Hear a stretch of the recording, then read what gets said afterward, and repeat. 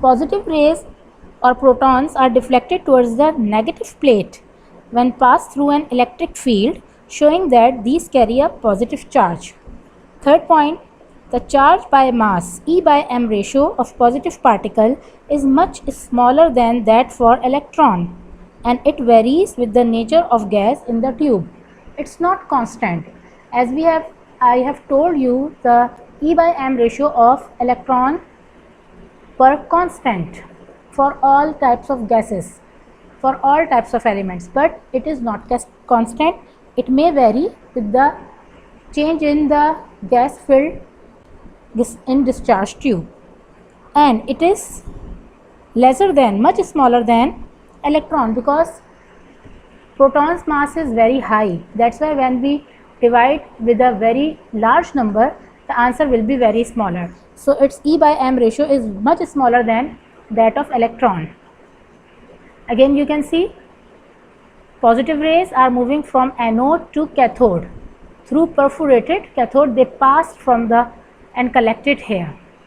Okay, so these were about properties of positive rays that are basically protons.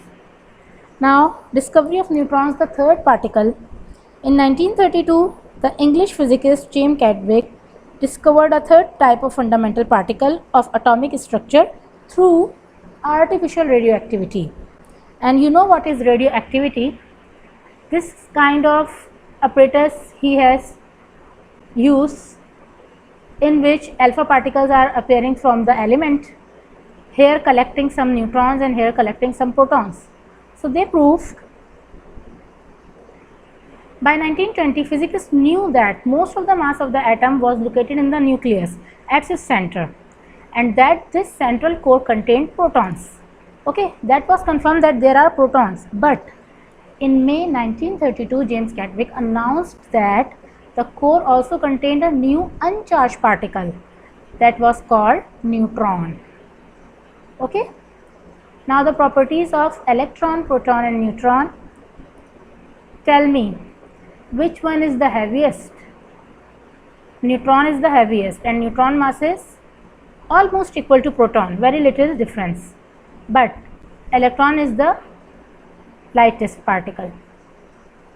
How much time proton is heavier than electron when we compare proton and electron? So proton is 1836 times heavier than electron, and when we compare proton and neutron, so mass of neutron is almost equal to mass of proton. Now these are other characteristics. The charge on electron is negative, the charge on proton is positive, and neutron is neutral. What is the amount of charge? Both have the equal charges, and neutron have no charge.